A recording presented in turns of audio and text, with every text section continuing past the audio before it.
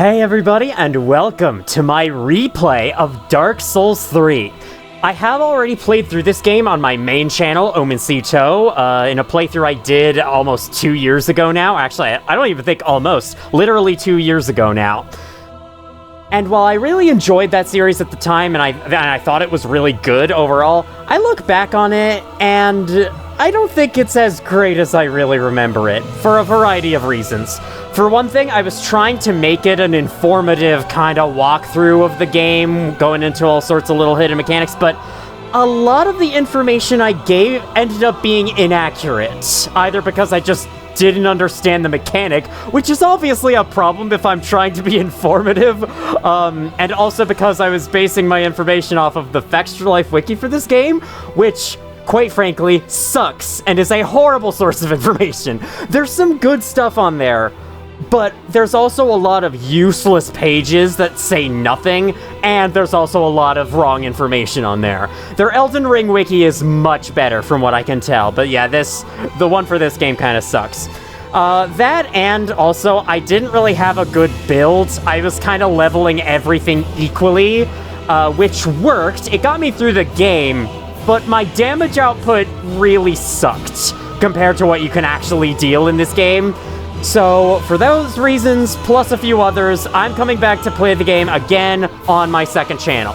Though I'm not going to make it quite the same level of, highly informative walkthrough, playthrough. This is going to be more casual fun to fit the vibe of my second channel. That being said, I will still be sure to show off a lot of new things I've learned about this game since then, and I will be explaining how various things in the game work as I go, because I wouldn't be able to help myself. Alright, now, I guess, let's press any button, let's get into this shiz. Do note, I'll be playing this offline, though I will go online a couple of times in a couple future videos. And, well, I might mess around with online a little more in the distant future, but for now, I'll decide that as I play, whether or not I want to do that mysterious thing I'm talking about right now as I play. For now, I think let's just get right the frick into this, as the menu theme has finished its loop. So, this is the perfect time to hit new game and watch the beautiful intro. Yes, indeed. It is called Lothric, where the transitory lands of the Lords of Cinder converge.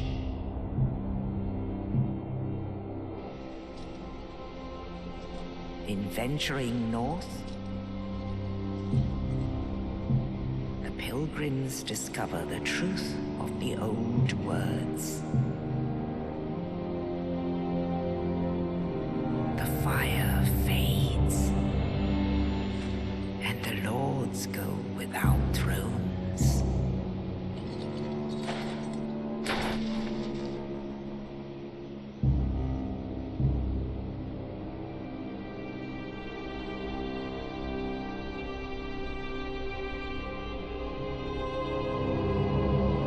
When the link of fire is threatened, the bell tolls, unearthing the old lords of Cinder from their graves.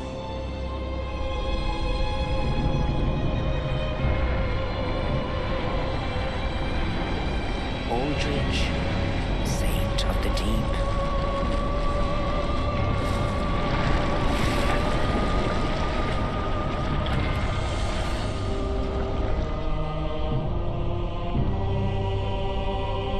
Farron's undead legion, the Abyss Watchers.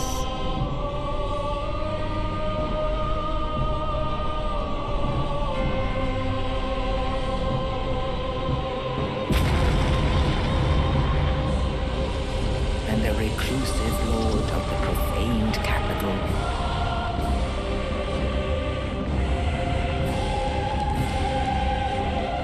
Yom the Giant.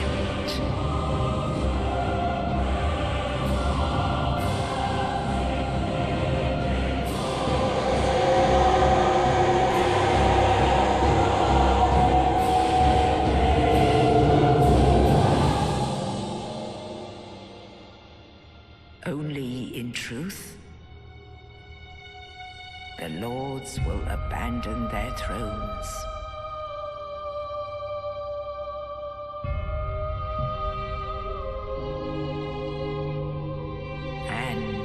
unkindled will rise.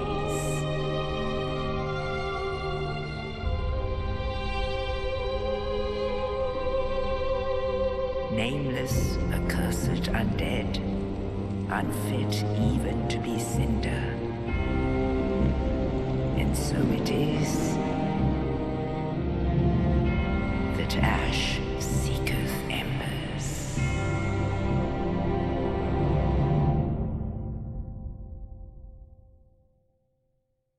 So to explain a little bit of important knowledge there, the character you play as is one of the Unkindled, and your objective is to do what the Lords of Cinder have failed to do in their stead. They have left their thrones for some unknown reason, and so you've got to go do their job for them, because they're lazy.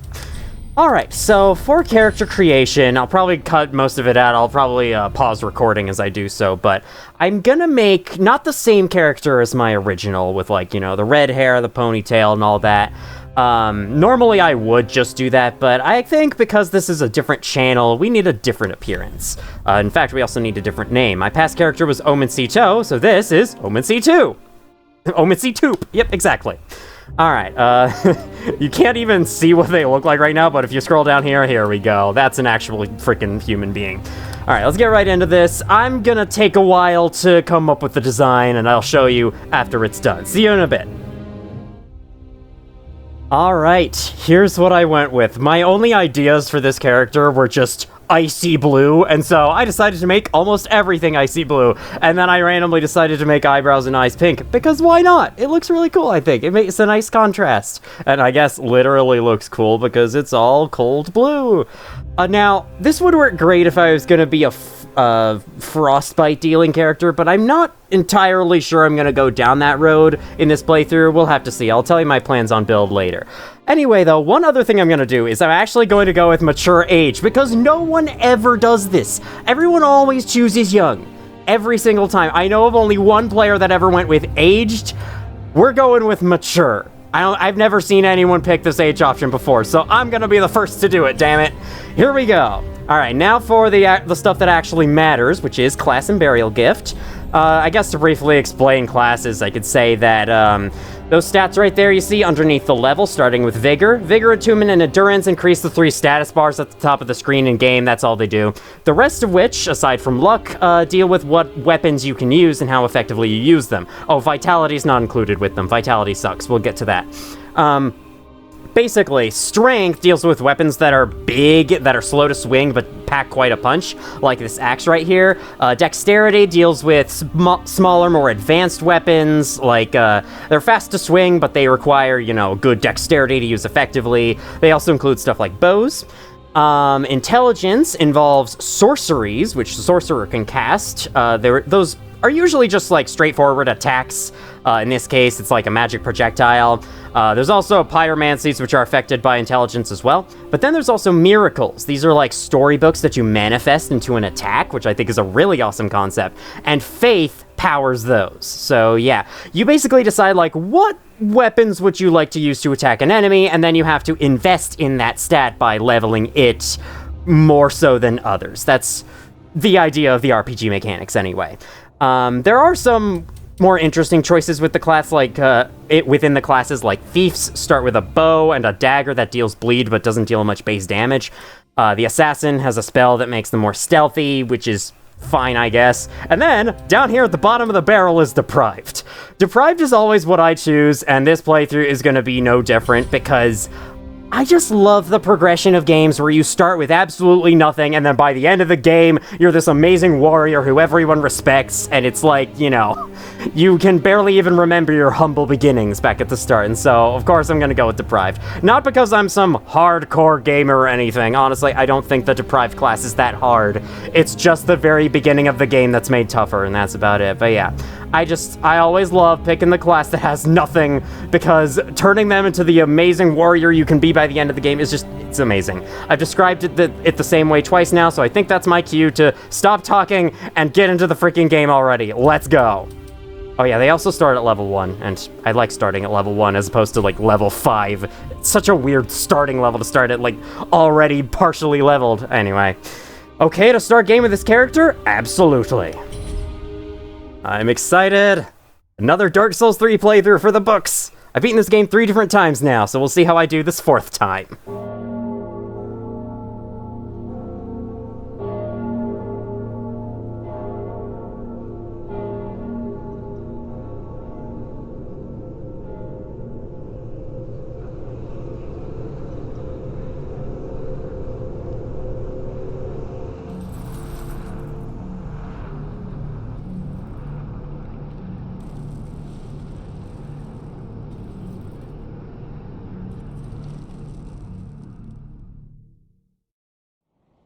Yeah, we look so cool, man.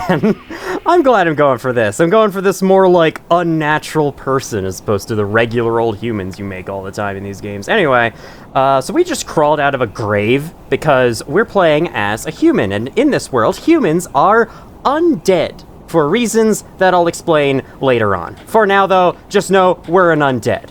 And that's because when we die, we respawn. Basically, like, it doesn't matter how many times you die, you just keep coming back to life. That's the life cycle of an undead, basically. Read message. Right stick to look. Right bumper to hit. And then, right trigger to hit harder. Right stick, clicking in, to lock on. We sure are using the buttons on the right side of the controller a lot. Here's our first enemy. Swing and a miss, swing and a hit. Beautiful. And now, here is dodging. So to explain how Dark Souls combat works, basically, aside from, you know, smacking your enemies to death as I did there, you have this move, the dodge. By moving around and then pressing B, you can dodge, do a little dodge roll like that. You can also hold down B while moving to run. And during that dodge roll, you have invincibility frames for most of the dodge. And that is the main way that I will be avoiding attacks throughout this playthrough, and the main way that the game kind of expects you to avoid attacks, especially in this game. In the earlier games, I think they kind of encourage the use of a shield as well, in addition to dodging, but this game is definitely designed with that dodge system in mind. The fact that, you know, you have got invincibility frames, and so all you really have to do is time a dodge to an enemy's incoming attack, so that you can dodge it during the period of immunity so you don't get hit by it. And that's the basics of how it works. You can guard with a shield if you really want to. I've never really done that, though. I'm going to be unequipping this shield pretty soon. And if you sneak up behind an enemy, you can critical hit them, which means you beat them down, doing extra damage in the process. Right now, critical hitting will basically guaranteed kill an enemy, but later on, that is not the case. It's not always going to be the case. It'll do less and less damage as the game goes, because enemies will naturally get tougher and tougher. Someone's shooting at me. That's very mean. Fortunately, I can lure that guy back, smack you before you have a chance of doing anything. Oh, I thought there were dogs over here, but I'm thinking of a different place.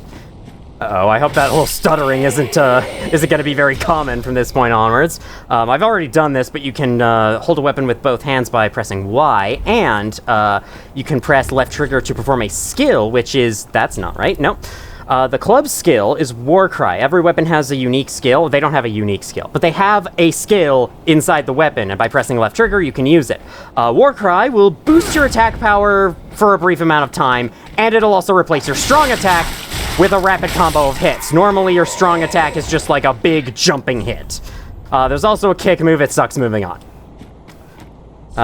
Parry, repel, attack. I can't do that because this shield actually doesn't parry. In order to parry with a shield, the shield needs to have the skill parry. Otherwise, it doesn't parry. And this one, yeah, it doesn't parry. It shield bashes instead.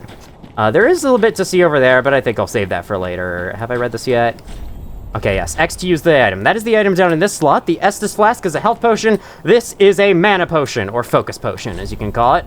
Then you can swap out your items here. If we had any more equipped to these 3 slots, we'd be able to switch between them. Problem is, having stuff equipped here will increase your equipment load, which makes you move slower, and that's not good. So, or it's not good for my playstyle anyway. So it's very counterintuitive system in that way. Anyway, I fucking love this view. Because, like, at the start, throughout this whole area, it looks as if you're down deep in a trench somewhere in some forgotten corner of the land, but no. In truth, you are towering over most of the earth. I think that's awesome. Though, you know, there's plenty that's towering above you up there in that castle, which looks pretty awesome.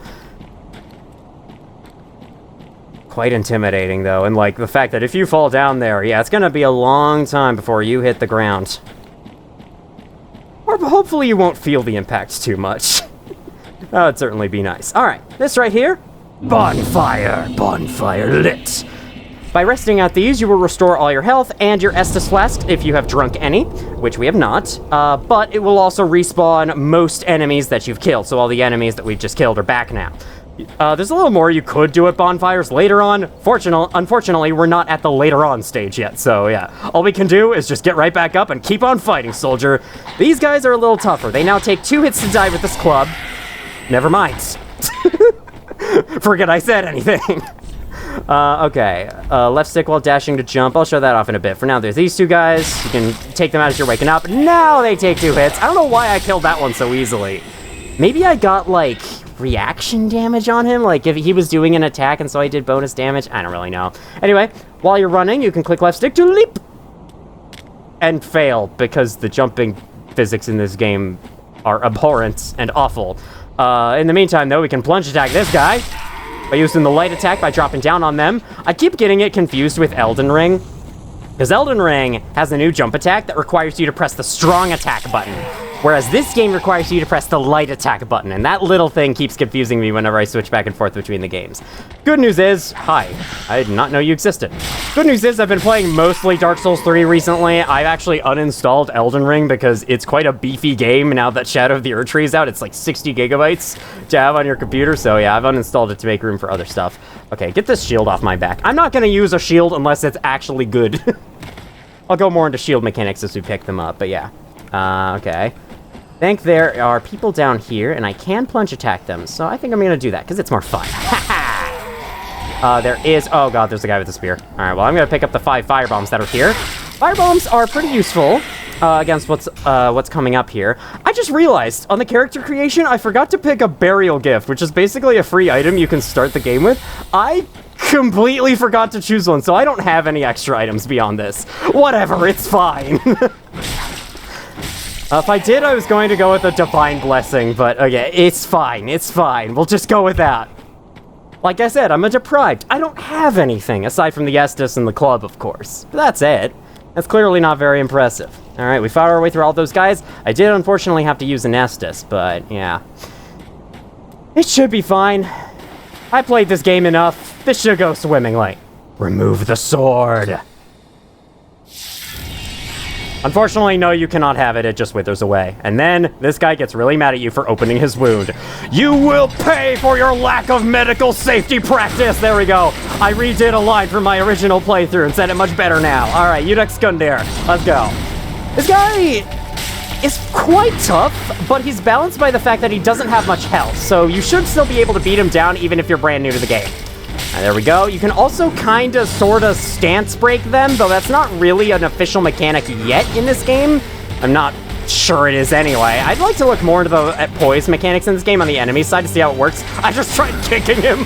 Yeah, I will always randomly do that attack even though I don't mean to. All right, come on now.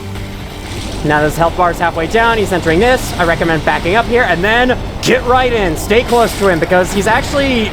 It's not that easy for him to hit you if you stay close. A lot of his attacks are very far-reaching. So if you just do that, dodge to the side every now and then. Look at this freaking form, though. This is so goofy looking. It's like some weird black mask. It's his goops. His goops. Oh, okay. Whoa, hey, hey, now you're an all-star. Get your game on. Hey, I'm talking to myself there. Let me not die to Udex Gundir. How about that? There we go. Beat him down first try. I mean, of course, I've beaten this game 3 times, so not much trouble for me anymore. But yeah, this guy can absolutely wreck you on a first playthrough. And if he does, don't feel too bad for it. You'll get through it eventually, and once you do, the rest of the game is yours to play. Every boss drops a bonfire in their arena, even when it isn't needed. Like, there's some times in this game where a boss really shouldn't be dropping a bonfire because it is so pointless and unnecessary. Now, to make a difference from the original playthrough, where I was reading item descriptions of every single item I picked up, I will not be doing that this time. I will not be, like, pausing the game to... Or not pausing the game. Opening the inventory to read the description of every little sword I pick up from a random dude, because I feel like that bogged down the pace a bit. Here's an exception, though, because this is a pretty important item. Thrust into the shrine bonfire to restore its power and enable travel between bonfires. Oh no, how could you? The game just started. We're supposed to get the Lord Vessel first. This sword is only bequeathed to chosen Ash, as judged by the Udex, who awaits the arrival of Ash as a scabbard. So yeah, if the boss's name felt kind of weird to you, Iudex means judge in Latin, so now it makes a lot more sense. His name is Gundyr, so yeah. This is a fantasy world. They like having all those kinds of fancy names. Push open these doors very slowly but surely. I haven't been over it yet, but every enemy we've killed has been dropping souls down in the lower right. That counter down there, and if you die, you drop those. And you drop the souls you have on possession, you have to go get them back, and if you don't get them back before dying again, you actually lose them permanently. I thought I may as well say that right now, though maybe it's best saved for when I die the first time. I don't know. This isn't a playthrough I have to think about all that too much. This is my second channel. This is my hang around, chill, have fun second channel. I'm just looking at the items I got, because what did I just pick up? Oh yeah, the broken straight sword is cool, I guess. That's actually not very cool at all. Alright. Smack at you. Get your stupid shield out of here. There we go. 20 extra souls for us. 20 souls is not a lot, but it's okay. Homeward Bone. That will send you back to the last bonfire you rested at in exchange for consuming the item. There is this item, the Dark Sign, that lets you do that for free without consuming the item, except it's actually not free, unlike what I just said, because it takes all your souls in the process. And unlike dying, you have no chance of getting it back. So, as we can see here, the Dark Sign is the sign of an accursed undead. So we have this kind of like in our skin somewhere. It doesn't show up on your character model, but we have this in ourselves right now. And it is this that is causing us to become undead and causing us to respawn every time we die. Basically, when you die, the Dark Sign activates and respawns you. At least that's what the item description says in Dark Souls 1. It does not have the same description here. And I guess that's because mechanically the Dark Sign works differently to dying, because you don't drop your souls if you choose to use it. I just got shot with a fire arrow. Thankfully, that doesn't deal any like damage over time from the fire or anything. This ain't Minecraft. It's just some extra damage of the fire element type. You took forever to realize that I was killing your friends? Oh man, I love Soulsborne enemies. They are pretty effective in combat when they're up close, but in every other situation, they are brain dead. It is hilarious to watch. Okay, down here we have a guy admiring the view. I'm gonna leave him to it. Is there any item out here yet? No, okay, there's not. Awesome, back up the stairs. This must be so painful to walk on for my character right now. I feel bad for you, especially because we're at level 1. We have no defense against that kind of crap. Yeah, this has got to be like...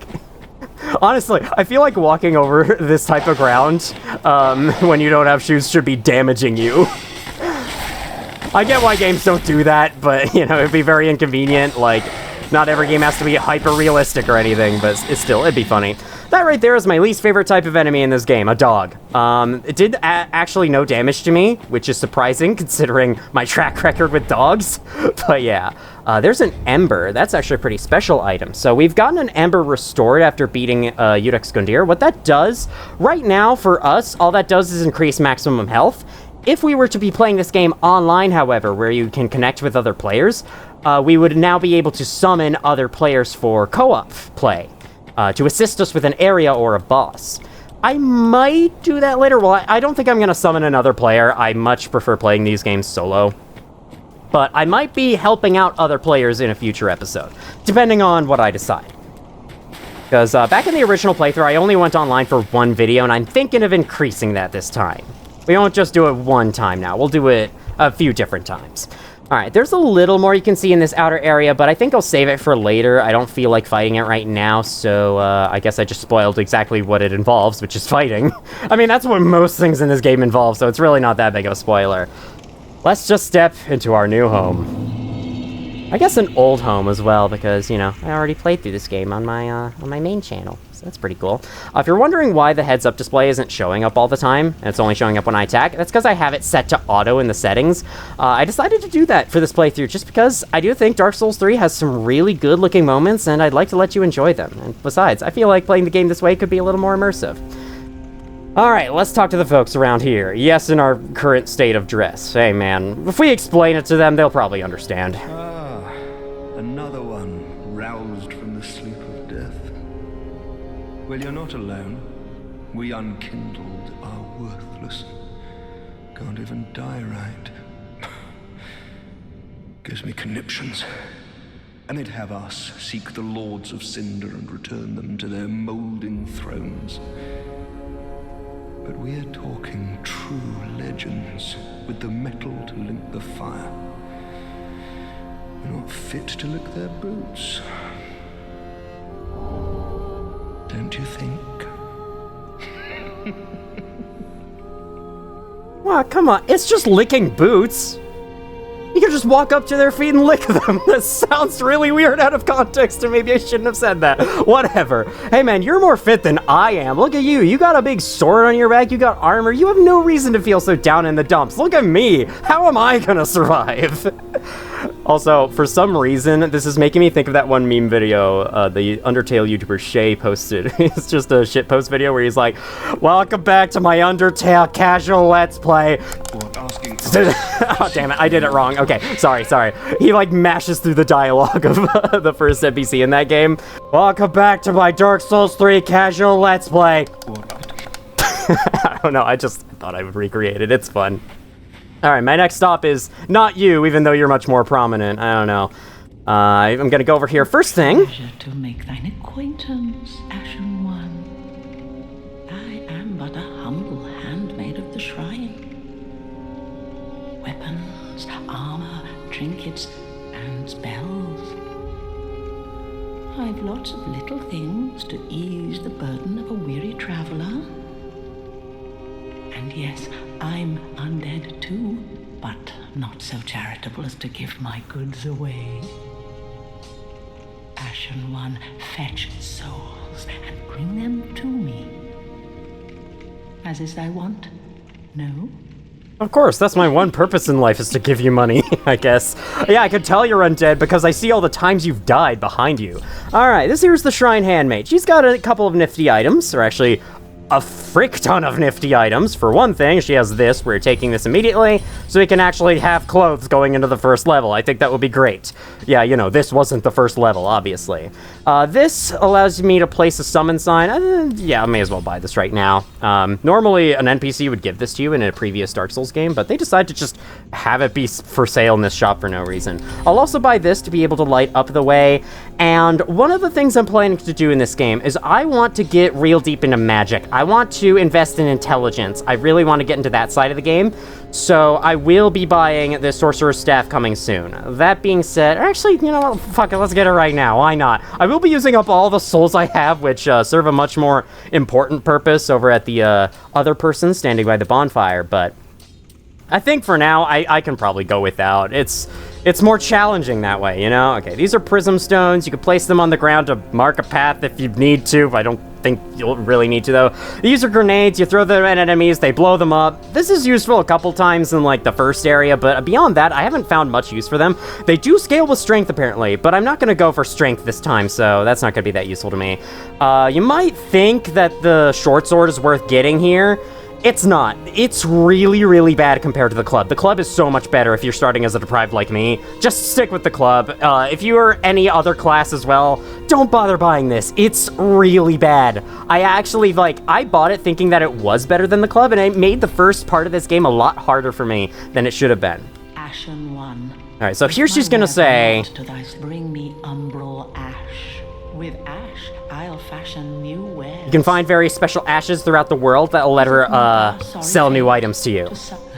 And this is where a lot of the misinformation in my first Dark Souls 3 playthrough comes from, because the Texture Life Wiki got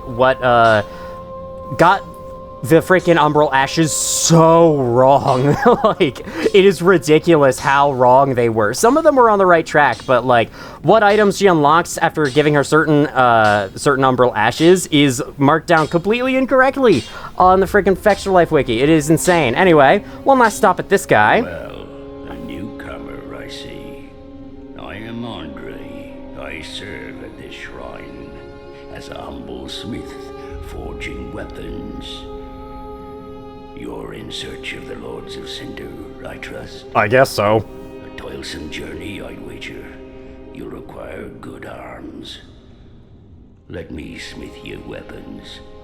I am a smith, such is my purpose. So we can do various things with him.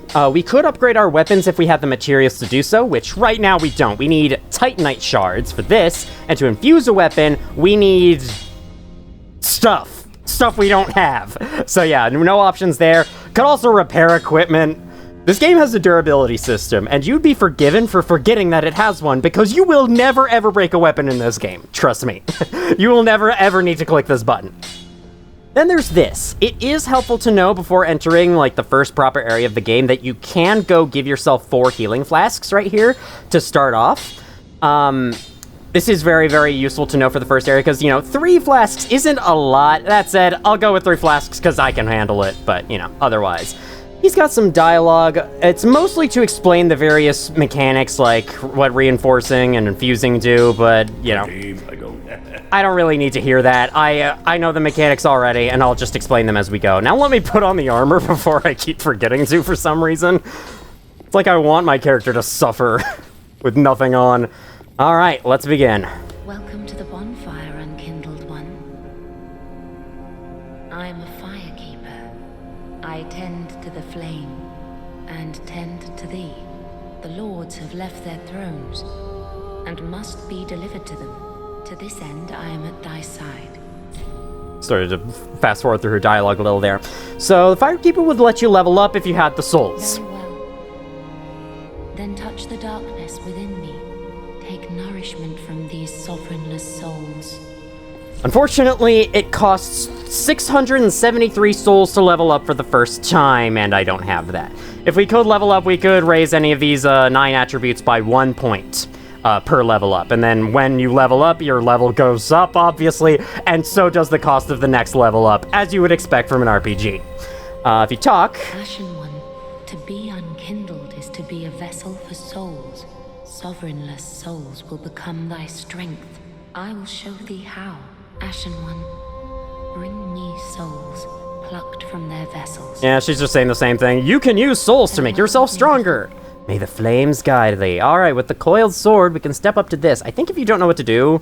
Ashen one, produce the coiled sword at the bonfire. Yeah, you can talk to her and she'll tell you what to do. The mark of ash will guide thee to the land of the lords. Ooh, the land of the lords. Lothric, where the homes of the lords converge.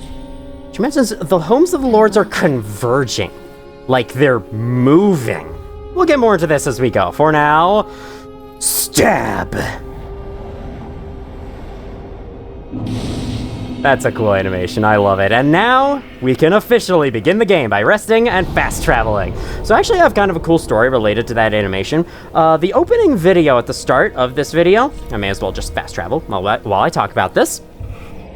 That opening video is actually, well, it's from one of the trailers for Dark Souls 3, specifically the gameplay trailer, and I actually like put various clips of that trailer together to have this little opening video to my original Dark Souls 3 playthrough, and I decided to reuse it here because I like how it turned out, and so I thought may as well give it another go.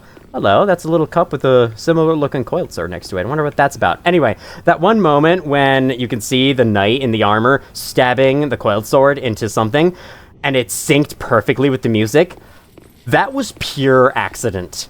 I didn't actually, like, line that up intentionally. That just happened. And it was beautiful how that turned out. I love it. Anyway. Do we have... No, okay. We can't really see the light on the ceiling. This is the furthest you can look up in these games. Sad. Welcome to the land of Lothric.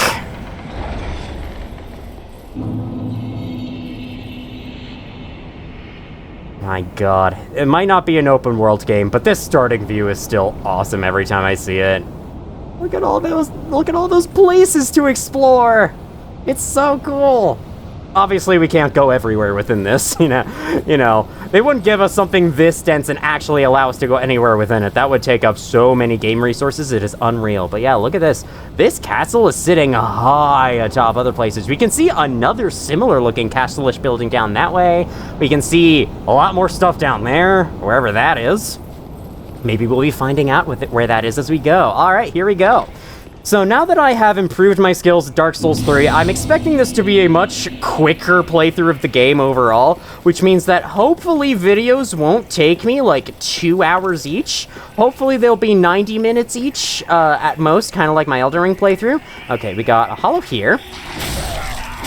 Sorry, I didn't mean to catch you in the hit as well. That was purely accidental. These guys don't care. You can kill them if you want to for some souls. There's also someone with a lantern over there. I'm gonna make sure they don't see me, because then I can actually slip. Never mind, didn't do a good job slipping around them. If they scream out, which they will do if they see you for long enough, they will aggro others to your position. And that's not good, so we can't have that. Then up here, on these stairs that I never discovered for the longest time on my first playthrough, we have another lantern hollow. Kill you real quick. I think, these guys will stand up and come after you if they manage to get the scream out. Either that or they catch the attention of these guys. I don't know. Either way, you don't want to let them scream. That's the gist of it. What are all these chairs here for? I guess there's a big dragon corpse here, so you had to watch someone kill a dragon. And then there's all these trees with these undead pointing at the castle. That's very cool looking, man. This first area is one of the best looking in the entire game. We're starting off with a banger. In visual variety, at least. Alright, you don't give a shit? Cool. Continue not giving a shit as I pick up some binoculars. Let me, remove all 3 of these so I can put the binoculars in this tool belt here. So, you do have the quick item slot down here, which I think, before I forget, I'm going to attach you, as well as you two. Like the band, you two, get it? The quick item is basically a replacement for going all the way into the inventory, clicking use on every item, which is not something you want to do. So you just press a button to use the item instead. It's way more convenient, and you can switch which item that is, which can be attached down here. However, the tool belt is kind of an in-between that. So instead of just pressing a button, you open up this menu, scroll down, and then click A to use the thing. It's kind of neat. And the binoculars let you see into distant places. Not that there's that much use for them, but they're there, I guess. Also, the auto HUD is making the Estus Flask buttons appear. Or the Estus Flask as well as the spell buttons appear whenever I press the up and down on the D-pad, because that's what they do normally. Look at that empty slot of worthlessness. Let's hope it doesn't stay worthless the entire game. That actually didn't cause fall damage, surprisingly enough. If you drop there, you can get a secret item of 2 gold pine resin. That can be applied to your weapon to make it do lightning damage, and I think I'm going to equip that to my quick items before I forget to use it again. Alright, let's attach that. Actually, I don't really want it on quick items. If you have too much stuff equipped on quick items, it can be a little cumbersome scrolling around the slot down here with the down on the D-pad, so instead, I think I'm gonna have it in my tool belts. Okay, so yeah, you die in 3 hits. Okay. Now, what happens if I equip this? Oh, it takes time. Okay, it takes time to do, but we at least got it equipped in the end, and that's the important part. Oh, yeah, it basically just adds a flat damage bonus of a particular type of damage onto your weapon. Let me get my torch equipped so I can light the place, so you guys aren't left in the dark. Because I know this game looks darker in my videos compared to other people's videos. Darker than normal. Oh yeah, there's a little opening out there to a place. We'll be discovering that place later. Also, hi, what's up? It's me. I'm covered in dirt and grime. Alright, down we go. Oh, this door's been blown off its hinges. I was prepared to have to open it to exert effort, but someone's beaten me to it. Okay. You there! You have a spear and a shield. I will kill you with my lightning before anything else. SCP-106 damage. And then, while you're shooting at me, let me go up these stairs. And then let me immediately go right back down the stairs. If you do this, this dragon appears and kills every single enemy within this area, including the enemies down here, if you let it see you. Yeah, here we go. It sees me now. And then down it goes. Down they all go. This is a pretty cool obstacle. Wow, this guy's the only one that lived. You know what you get for that? You get a firebomb thrown in your face. There we go. I can't believe I dodged that, actually. That was cool. Didn't dodge that, unfortunately. My camera got flipped around there because some From Software developer decided that having the center camera feature be bound to the same button as locking on was a good idea. It's because they played Ocarina of Time in the past and thought that that's just how 3D third-person games are supposed to work, for some reason. Okay, no, I should not project my complaints onto the developers' actions. I'm sure there was a okay reason for having it back when Demon Souls came out, but like, we still have this crap in Elden Ring, and I can't believe this. The fact that you know, the center camera button is bound to the same button as locking on, so if you're not within lock-on range of an enemy, the camera flips the other direction. I hate that. Anyway. Oh yeah, you can totally just run up there and open up a door real quick, but I think I'll be saving that area for later. For right now, I'm gonna go up these stairs. Then you want to be careful here, because, okay, there's two guys here, and then there's that guy. Let me climb up these stairs. So these guys are honestly pretty inattentive. These Lothric Knights here, these guys are ferocious. They have really fast attack patterns, so if they see you, yeah, you're going to be in for one hell of a time. This guy patrols down that way. He will eventually come back up, but in the meantime, I can take you two out so you'll never be a problem, as well as you. There you go. Did he hear that by any chance? Enemies, oh, he did. Enemies can't hear you.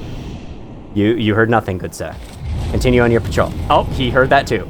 Can you see me? Hello, how's it going? I'm right up here. You could just come back up the stairs. Hang on, do I have a wave? Wave, hey, what's up? You can use the gesture by pressing minus or select, whatever the equivalent button is. That's funny, man. He's like, what was that noise? That's probably nothing. Silly fool. Alright, let me enter this. Okay, these guys are hollow thieves, I'm pretty sure. They have daggers, and as a result, they leap around a lot more. They slash at you much quicker. They also deal blood loss. So that's not fun. Alright, going up this way. Leads to another bonfire. Not too long after the first one, but that's fine. This one's fairly out of the way, and you've progressed a decent way through the level, so I guess, sure, why not have a bonfire?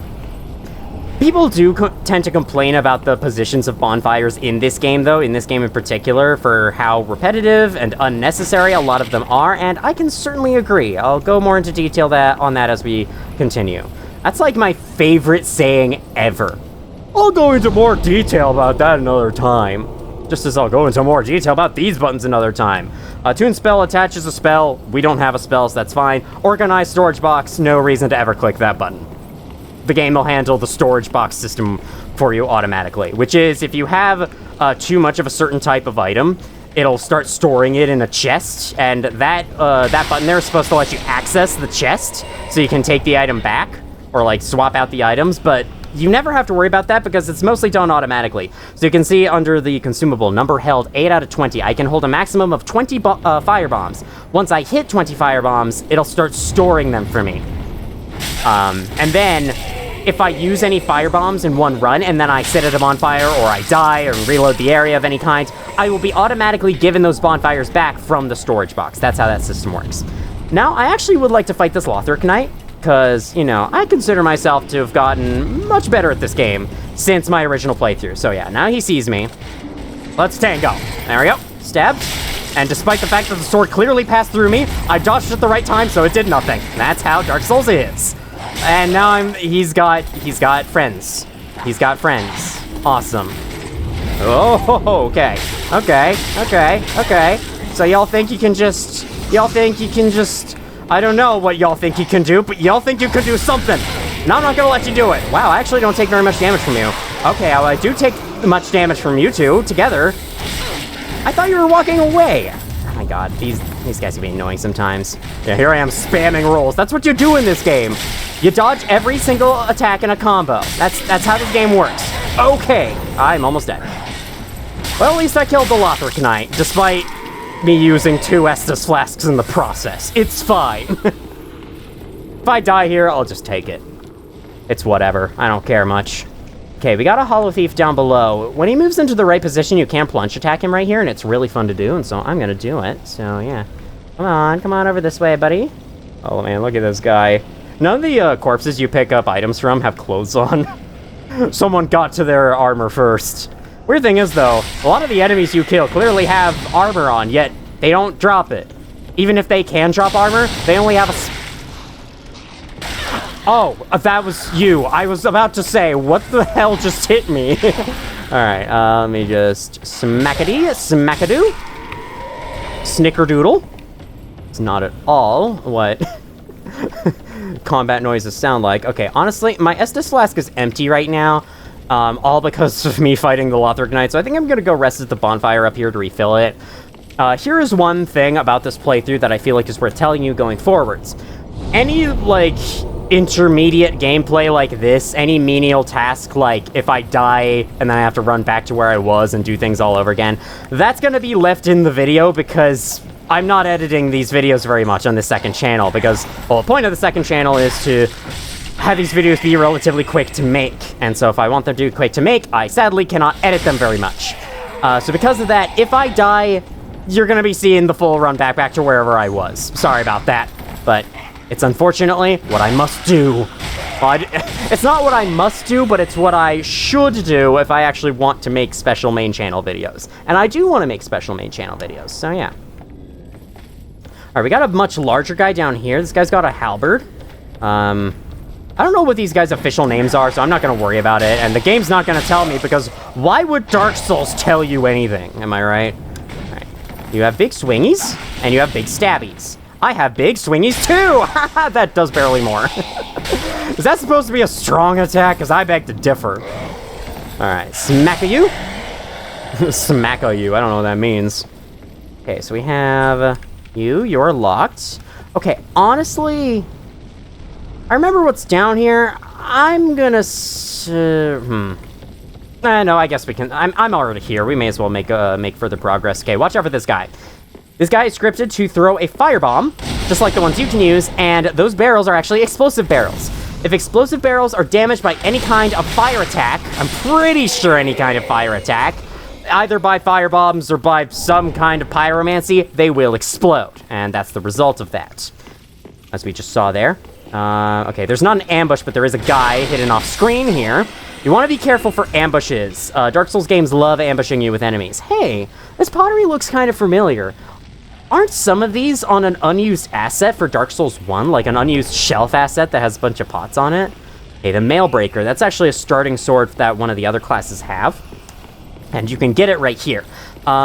Just in case you're wondering, in case you're curious, or you're wondering if you're going to miss out on some of the items some of those classes had, you can get every single item that all of those starting classes had as you go throughout the game. So, no need to worry about that. That's a very long way of saying it, but, you know, I don't want to say long-winded again. I've been saying long-winded enough. There's a dude in there. A dude who looks surprisingly friendly. I mean, that's the most, like, intact arms and legs we've seen of anyone around here. Unfortunately, this door is locked. We're gonna need to find a key to open it, so we'll keep that in mind. Completely unintentional pun. I literally made it on a whim. One of the downsides with auto HUD is that the only way to make the HUD appear is to either attack, or you could, like, two-hand and then guard. That also makes it appear. There's no dedicated button for making it appear like there is in Elden Ring. And on top of that, even if a status bar is partially drained, even if your health bar is, like, halfway down, it'll still hide itself away, even though Elden Ring makes sure to show it if it's at all decreased. And that is one downside with auto HUD, I think. But otherwise, I actually really like it. So yeah, we're gonna keep going with it. Smackadoo? I don't know why smackadoo is my new favorite thing to say. Yeah, that was bad. I was trying to show a charge attack there. If you hold down the strong attack button, it'll take longer to come out, but you'll do even more damage that way, and that's pretty cool. Okay, then, what you want to do here... This guy's about to stand up and start to do something. Run up, smack him. There we go. If you smack him twice, he will not transform into a giant beast that he would transform into otherwise. You know the thing that Udex Gundyr transformed into in his second phase? That's what he would have transformed into. That is known as a pus of man. It is very annoying to fight. I recommend running up and hitting it before it can transform into one. Okay, then over here should be our first sighting of a little dude, a little friend dude. Yes, a little friend dude, a crystal lizard. These guys will run away from you and attempt to disappear. If you can kill them before they do... Thank you for putting up invisible walls for this guy. If you can kill them before they do... There we go. They'll drop you upgrade materials. In this case, a raw gem. Is this also an upgrade material? No, that's a soul. Okay. I'll go over the souls as well, but let me go into my inventory to show this. Okay, so Titanite shards allow you to reinforce weapons, increase their damage, with Andre the Blacksmith at the Firelink Shrine. There's fragments of the legendary slabs. Gems like this are used for infusion. So this creates a raw weapon. I'll go more into detail on this at a later time, but basically, they're easily wielded. They have higher attack power in general, but they lose scaling effects. So strength, dexterity, intelligence, and faith, all those weapon attributes, will allow you to basically, like, as you level those up, the damage you deal with the weapon scales with it. So as you can see, this club has, like, attribute bonus down there is C for strength. That's the strength symbol. What that means is that the club's damage will scale if I level strength. It will not scale if I level any other weapon stat, though. It also scales at a rate of C, whatever that means. C is pretty good. I think it goes from, like, D is the worst, and then it goes C, B, A, and then S. It's based on Japanese grades. I actually did learn that S is a grade you receive in Japanese schools. So, it's the reason why it appears in so many video games is because, you know, is because those video games are Japanese in origin. Okay. Okay. Fine. Fine. You know what? I'm gonna drink this Estus. You made me do it. I don't know what I'm saying here, but he made me drink the Estus. I wouldn't have had to do that otherwise. Okay. Those hollows that ambush you die in one hit with the club, at least. They might not die in one hit with any other weapon, but either way, they have lower health amounts, so they're not as big a deal. Now we have multiple ways to conquer this next section. We could go down this ladder with a bunch of corpses down there, as well as a guy with a lantern on his hip that usually indicates that's an enemy that's about to attack you. At least in this area, that's what that means. There's also, we can drop down these roofs here, which do have items on them, so I think I will do that real quick. There's that roof. That roof is accessible from elsewhere. There's also that big guy down there. That's a winged knight. I might actually try my hand at fighting him because I've never done it before. I've never actually defeated him before, so I see how that goes for me. But you can also go into this room, and I think this room is where I'm going to go first. First of all, we have a bunch of dudes in here. Uh-oh, that was a lantern hollow behind me, isn't it? Okay, it is, but they're not screaming. For now, anyway. They might decide to at some point. Okay, there you go. Oh, you also gave me a raw gem. Cool. I hear raw infusions are really strong. Nice job. I got a backstab on you. Screw you. He tried to do the same to me, so you know what? That's what you get. Instant karma. Hey, buddy. let me just get a good look at this guy. Look at this fool. Look at this dunce, this idiot. He thinks he's so slick. He thinks he's about to get me. Well, guess what? I'm about to get you with the power of lightning. He's gonna hit me first. No, he's not. Ha-ha! Screw you! Awesome. Well, there goes my gold pine resins. I don't feel the need to use them on anything else. One thing I'm gonna try to do this playthrough, though no promises. I can't promise anything. I am gonna try to use consumable items more. I'm gonna try. But, you know, again, no promises. I'm very, very bad at using those reliably. These are undead hunter charms. You can throw these at an enemy to prevent them from using an Estus flask. There are some enemies that can drink Estus and heal. I think these Lothric Knights might actually be one of them. That said, that's not a very big thing in this game, though it does exist. It is worth noting you can use it. Not a lot of enemies drink Estus, so I don't think that's going to be of too much concern. Wow. Wow. Okay, this guy's got a spear. Spear enemies tend to block a lot more often. That was a very risky heal, but it worked out because he chose to shield bash like an idiot. Okay. Perfect! Man, that was a much cleaner battle than I had with him the first time. I got one flask left, so we're going to try to avoid damage going forwards. The thing about Dark Souls is that it's very trial and error-ish. Like, you need to memorize the Okay, that was a very interesting way those particles just floated up through the freaking desk there. A lot of this game is pattern recognition, where you memorize locations of enemies and you also memorize their attacks and how you can avoid those attacks with by timing a dodge. I did not know you could kick that stuff. I just did a kick on accident and it broke all of that. That was really fun. Uh-oh. This all looks broken. Okay, okay. I feel like something happens over here. Okay, you can drop this way. There is an item to get. That being said, there is an item to get if you take this route. That being said, I'd rather go the other way first. Hey, buddy. Yeah, you think you're slick? Hold on. Let me attempt to be slicker than you right here. Okay, no, that didn't work. Also didn't get his attention. Perfect! Oh, shit, okay. Ah! Take that. Good thing firebombs don't hurt you if you throw them. Alright, break this down. Back here is a pretty standard broadsword. Now, what does this broadsword have? Okay, so it has C strength scaling, D dexterity scaling. So what I'm planning to do this playthrough is, for context, on my most recent finished playthrough of this game, I went with a strength build in the latter half. And it was really fun, but of course, I'd like to try something different this time. So what I'm thinking is I'm going to go for dexterity and intelligence. I'm going to use weapons that pertain to those two stats. I'm going to get real into sorceries, and I also want to use more dexterity weapons. I can't always change my mind as I go, even though, you know, leveling, you do kind of have to make big decisions. Well, there's a way around it. That's all I'll say. Okay, so you can go down these stairs. Or you can, of course, go down this route over here. And I think I actually will take this route this time, because I didn't before. And this is a new Dark Souls 3 playthrough. New Dark Souls 3 playthrough, new me! Very cumbersome statement, but whatever. This here's a treasure chest. Oh, a Stora Straight Sword. Okay, that's pretty special. Probably have some lore as well. Wow, before it follows a land replete with royal blood. Oh man, royal blood. Oh, E is actually the worst scaling. It's actually the worst scaling grade. Never mind. Yeah, so this is even worse. It is a straight sword. Sadly, I cannot equip it because I need 2 faith. I can't equip this broadsword, and it does technically do more damage, but my club will actually, like, hit harder. What that means is that it staggers, enemies more often, so I interrupt their attacks more often, which can be useful in the right situations.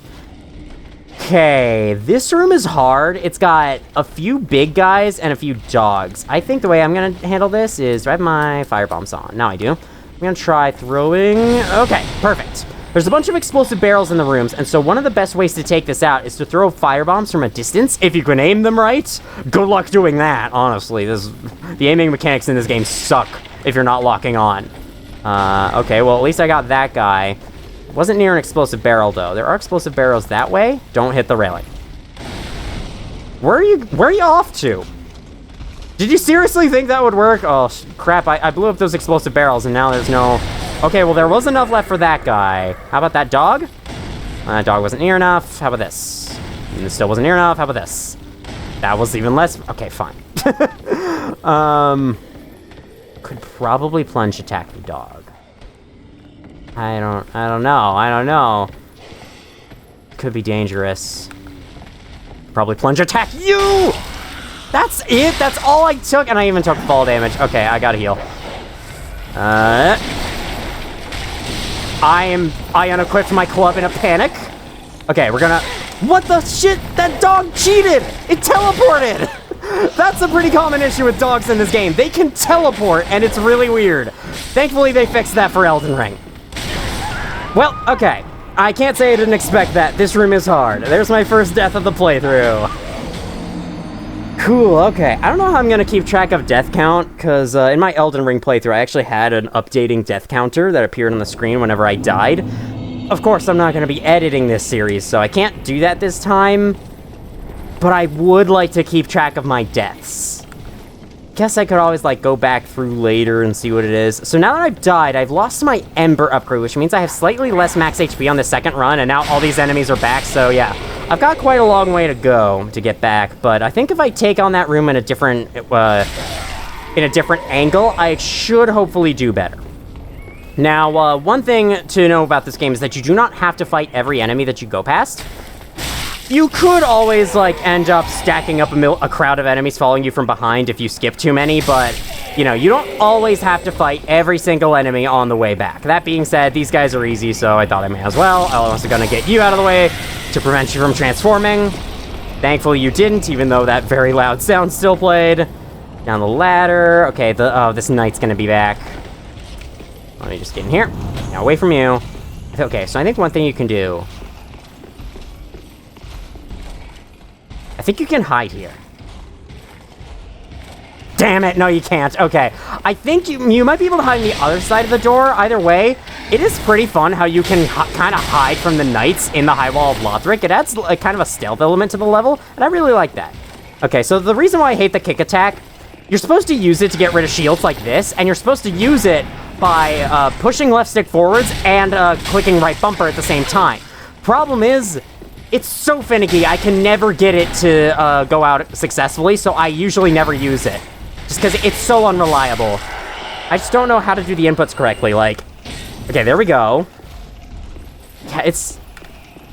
I have to really, like, go out of my way to do it. It feels weird, and I don't really like doing it, so yeah. You're not going to see me making much use of it. Me.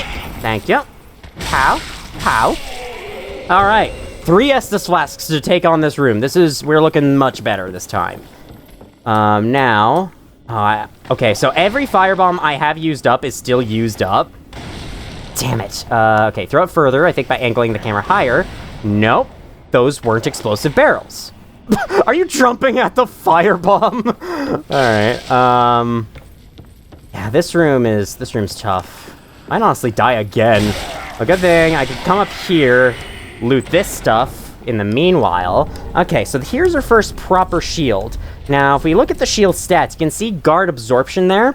It says physical 100.0. That number is a percentage, and that tells you how much... Sorry, let me rephrase. It tells you what percent of that damage type the shield will guard if you were to hold it up and block an attack with it. So that basically means that shield will block all physical damage. If you take a physical damage hit, it will block all damage, which is good to know. Elemental damage will still get through, though, like fire, magic, or lightning, all the rest of that stuff. Okay, so yeah, firebombs without explosive barrels are just kind of worthless. At least I can whittle them down. I was also hoping that it would attract... Okay, it actually did attract this guy. Funny that the other guy wasn't attracted by it. I guess he was angry at the barrels instead of me. Whereas this guy knows that it's me who did it. I guess that's the main difference. Now let me try throwing this. This is probably where I get the most use out of firebombs in the whole series, or in the whole game. Okay, yeah, you're a dog. Hello, what's up? How's it going, dog? How you doing, dog? Okay, the club knocks them back, which is really nice. Wow, that's a lot of souls I had. So yeah, there we go. I retrieved my souls. If I was unable to do that successfully and I died again, I would have lost those souls forever. So it's a very good thing I have them back now. Oh, are you kidding me? It's like one little sliver of health. Come on. Okay, I got it with the hit that I really shouldn't have landed. My club is a little longer than it seems. All right, there we go. I think there's one more guy in this room, but either way, most of the enemies are dead, which is good for me. Sale key. A lot of the keys have very interesting things to say, so I will at least look at these. No shortage of brash thieves in Lothric, and these particular thieves likely scaled the wall from the undead settlement, but they're only willing to practice thievery for the high wall, for their fear of Lothric Castle, rumored to devour men, keeps them clear of its grounds. Key to a cell holding thieves and the like. We saw somewhere a little like that. So I guess we should make our way back there pretty soon. There's an Estus shard. We can give that to Andre, the blacksmith at Firelink Shrine, to upgrade our Estus flasks to give it another use. There we go. So right now we have 4 charges of the Estus flask total, which you can split between the healing flask and the magic flask, the Ashen Estus flask. But now with this Estus shard, if we go give this to Andre, he will give us another charge to use, which is very, very handy. So in that way, you can kind of increase your maximum health level by exploring, because the Estus shard is kind of like an extension of your health bar. It's like a lot of your health has been taken out of your main health bar and put into the Estus flasks. And so yeah, you can do that. That is nothing for us. I'm going to go the other direction. I'm going to backtrack. Actually, I probably should like use a homeward bone or something, because there's a lot of enemies on the way back. It's not like they're too hard to avoid or anything. Okay. Yeah, really. It's not like they're too hard to avoid or anything, but yeah. I still want to do this anyway. Okay, I'm now at 1 hour and 4 minutes in recording. Let us hope that this does not end up being a 2-hour video like my original Dark Souls 3 playthrough, though that is entirely possible. Even then, that wasn't even 2 hours. That was like 1 hour 40 minutes. Oh, hi. You there. You lost me very quickly as soon as I left. Idiot! Stupid! Dummy! Okay. Actually lined up really well with my attacks. Let me have a drink real quick. To soothe my aching throat for talking this loudly for this long. Ooh, it's actually getting pretty late in real life, so that's doubly the reason why I should be wrapping this up soon. Don't worry, progress will be made eventually. Pow, pow, pow, pow, pow. There we go. I'm just gonna run past you and dodge all the damage. Ha ha ha, fuck you. It's very fun. Pow, pow, pow. There was only 2 pows there, but just pretend that there were 3 for me, alright? It's embarrassing for me to admit otherwise. Use the cell key, and now you are free, whoever you are. Ah. You're no jailer, are you? No, you're from far away. And judging by the bell, you must be some of that unkindled ash. Remarkable. If that's true, then I have a favor to ask. Below the high wall is a musty little town. Not the home of any lord, just a very old settlement of undead. An old woman, Loretta, lives there. Please, give her this ring. I'm not asking for charity. In fact, if you do this for me, I'll be sure to repay you in kind. I may be a petty thief, but I've more wits than most royalty. What do you say then, huh? If most royalty means all the knights and dudes we've been seeing throughout this entire area so far, I trust you. Very well. I humbly place my faith in you. I am Grey Rat of the Undead Settlement, and I promise to assist you. Give this ring to old Loretta at the base of the high wall. Do your part, and I'll do mine. Grey Rat is such a great name, can I just say. Alright, he vanishes into dust. What this means is that he's now back in Firelink Shrine. Anytime you see that happen to a character, they're back there now. Everyone just has the ability to teleport in this universe, I guess. Now to check out the ring, let me remove this. Okay, now let me actually do it from here. So you can equip up to 4 rings, and rings give you various different effects. He does want us to give this to someone, but in the meantime, we can wear it. It's not like the rings will break or anything. This temporarily boosts damage absorption when HP is low. By temporarily boost, it means it boosts as long as your HP is low. So when it falls under, I want to say 20%, 15%, you'll gain a boost to your damage absorption, which is one of your 2 means of defense in this game. If I open up the status screen, you can see to the right, there is defense and there's damage absorption. Defense, how that works is so insanely complicated, I'm not even gonna try to explain it, but basically the higher it is, the lower the damage is, alright? It gets lowered, any incoming damage gets lowered by defense, then it goes through a second lowering of damage absorption. Basically, the number you see there is a percentage. Any damage that comes in after being reduced by normal defense is reduced by an extra 18%. And that is what the blue tier stone ring increases. So yeah, you take a little bit less damage when your HP is low. We may as well equip it because we don't have any other rings right now. I don't think its effect is terribly great, especially as you get later in this game, but you never know, could save some lives. I think it's a lot better in this game than it is in something like Elden Ring, where that game is horribly unbalanced, and so enemies in the late game are just freaking one-shotting you all the time. That's not entirely true. I'm just saying. Ooh, wow, way to spoil one of the Umbral Ashes. Jeez, thanks, loading screen. Alright. Back in Firelink Shrine real quick, I do want to level up with the Firekeeper before continuing. So, speak thine heart's desire. I desire to level up. So, let's get started. Vigor increases maximum HP. It's a perfectly good first level up. Then I want to level strength. This will help with the damage I'm doing. Not that I care that much.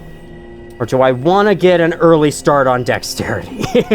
That's the question, I guess. I may not want to spend all these souls just yet. There's also attunement I'm going to be needing to level this up. I'm going to be needing to level up attunement and intelligence. Attunement increases maximum FP, which you need to cast spells and use skills, and I'm going to start needing that a lot going forwards. Endurance is also a very important stat to level up. I think I'll do that for now, and I'll keep the rest of the souls for buying something. So there we go. We're leveled up from level 1 to 3. Farewell, Ashen Maiden. May the flames guide thee. So you should have a spell for sale. Grey Rat is here, but I think I'll talk to him later after we're done with this first area. I don't want to distract ourselves from it too much. Yes, so you sell this Soul Arrow. You also sell this now, or you may have been selling this the whole time. Soul Arrow. This is a basic sorcery. I think I did buy a Sorcerer's Staff, so I can get started right away with magic, since I do wanna do that. 2 sorceries, equip a staff, and attune a sorcery at a bonfire. Perfect. So this is a basic projectile. You shoot it with the staff, you hit enemies with it, they take damage, and eventually they die. And as that item description said, you rest at a bonfire and you can attune a spell to equip it to your mind slots, or whatever these are supposed to be. So there's Soul Arrow. We can now use that if we equip the staff as well. So I'm going to do that real quick as we teleport back in. And then we're going to continue down to where we're actually supposed to go in this level. Oh yeah, I can also go give the Estus Shard on later. I forgot to do that. All right. Let me actually take the torch off of here, put it here, and then in the first slot, I'm going to put the Sorcerer's Staff on. So now we have this to accompany us. And now we can simply use the spell or use the staff by clicking the left bumper. Normally, when a weapon is in your left hand, you'll guard with it, but if it's a staff, it will actually cast the spell. So there you go. That's a pretty standard projectile. There is sadly no aiming mode for it, like there is with a certain other weapon class in this game that I will probably not be using. But, you can at least try to aim at enemies with it. You can lock on. There we go. That's what I meant to say. And now, oh, look at that damage. That's not bad, honestly, considering the fact I didn't have to walk up to him at all. I did not have to risk taking damage from his dagger.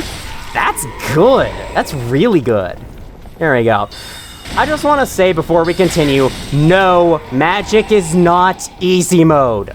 Can we stop saying that? It may have been much easier to use back in Dark Souls 1, but this is Dark Souls 3. This game's different. Magic is not a get-out-of-jail-free card in most encounters. Yes, it makes certain encounters easier, but honestly, it might make certain other encounters harder. Magic is not the easy mode of this game. Can we fucking stop saying that? All right. Thank you for coming to my TED Talk. Now let's continue the game. Feel like one of these times, if I die, I'll probably let that guy transform so you can see what it's like. We'll be seeing those enemies later, though, so I don't think it's that big a problem. We've seen everything through these doors, so let's go down this route instead. You can drop down to that lower fountain area with the Winged Knight patrolling down the route we've taken to the tough room with the 3 guys, or you can go down this ladder instead. So, like, even though that room is really tough, you can choose to skip it. You got... Hi, hello? I didn't realize he survived the fall and is climbing back up. I've never seen that before. I actually forgot enemies could climb ladders in this game. I thought that was new in Elden Ring. It is not, though. All right, climb down. You are dangerous. Oh, God, you're dangerous, too. Okay. When you're fighting multiple enemies at once, it's usually advised not to lock on. That way, you can swing at both of them a lot easier, because lock on makes you focus on one of them at a time. Okay, let me get this. In fact, I might honestly let me equip embers to the slot, and I might want to use an ember here. Embers are a full heal in addition to giving you maximum health. And I might want to use one here on this guy. And I think I will. We'll be getting more fairly soon anyway. All right, let's go. Let's go, buddy. Let's tango. I'm not good at these guys. These guys are really rare enemies, and so as a result, I barely fought against their moveset, so I'm gonna suck this up, probably. Okay. Oh, okay. This guy is an optional fight. You definitely don't have to fight him at all. You can sneak around him, which is yet another aspect of this level that I like, is the fact that you can avoid these tough encounters. Drink. Get hit. I probably should have saved one of my pine resins for this guy. See, that's why I don't like using consumable items, because there's usually a time when I would have appreciated its effects, and I never know when that might be! What is this, the Radiance? The Radiance doesn't have an attack like that, but still, similar. I guess that's a backstab, or a butt stab, or a butt bludgeon. I got his ass. Alright, anyway. Yeah, that's what critical hits are also known as. They're also known as backstabs by the community. That's the much more... Oh, no. Okay, I have the ring turned on. Okay. Oh, no. Sure. Okay. Oh, no. Cool. Kind of spammed me there in one. Staggered? Yes! Awesome! I am very low on resources, but fortunately, that's the toughest guy in this region, so... Oh, wow. Okay, I can't use it, sadly, but I got another ember to replace the one I used. And another one. Awesome. I got a net profit of 1. That's good, right? Alright. Got a rapier here. Is this a dexterity weapon?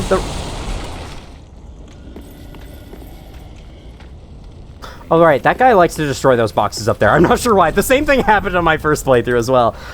This is a dexterity weapon. This is a thrusting sword. I mean, I could try it. I just need 1 more dexterity point before I'm able to use it effectively. So, yeah, I guess I could give it a try. It's just, thrusting swords don't look that terribly interesting. There's a few weapons I've got my eye on to try this playthrough, so I'm mainly gonna be looking for those. Okay, I want to go this direction first. Oh god, there's a melee guy too. Okay, then I'm stressing out because I have no health left. I have no Estus. I have no other healing items. I used my Ember, and once you are in Ember form, you can't use another Ember to heal yourself, which I think is a little dumb. I think you should be allowed to heal yourself with an Ember. Actually, can you? No, you can't. Wow, I look scary. Oh man, I really like this character design I picked. Now this way. Got you here. Oh yeah, and we have an ambush from all sides of the room. I think all these guys just die in one hit, so they're no big deal. Oh, what the hell? How is my club able to do that? Yes, this item right here, the green blossom. We picked some of this up before and I didn't show it. This temporarily boosts your stamina recovery. Again, I always just forget to use them, so I don't make much use out of those. There are other ways to boost your stamina recovery, and I usually tend to remember those. This is very pitch black on your screens. I'm just looking over at OBS now and realizing it's much brighter on my main monitor than it is in OBS's screen. All right, those are throwing knives, standard throwable projectiles. I might as well equip and use them because I don't think I'm going to use them any other time. They scale most prominently with dexterity. They might actually be useful for me in the long run. I don't know why firebombs scale with strength. That feels pretty random. Anyway, soul arrow. And then throwing knife. Haha. Ah, don't still. Interesting. Interesting. Get out the door. Get out the door. Okay. Okay, I want to destroy you. So we've unlocked a way towards the starting area over here with this elevator. So even if I die here, this isn't a very big loss since this is actually very close to where we started the area. Okay, good. I staggered you. I interrupted your attack. Cool, cool, cool. Oh man, that was close. That was clutch. I love this game. It's so thrilling. All right. Oh, pretty chapel down there. I also pointed that out in my first playthrough. I don't need to be so redundant. Oh god, there's dogs. Oh! I'm so glad I remembered that archer just in the nick of time. It might do significantly less damage just because I do have the ring's effects equipped. Active at the moment. Alright, I think what I want to do is I want to run up, I want to hit that bonfire, I want to rest. I could also just do this, but I also only have one of those, so I don't want... I don't know what to do here, honestly. This is a hard situation. Like, I don't really want to teleport to a bonfire, because that feels kind of anticlimactic.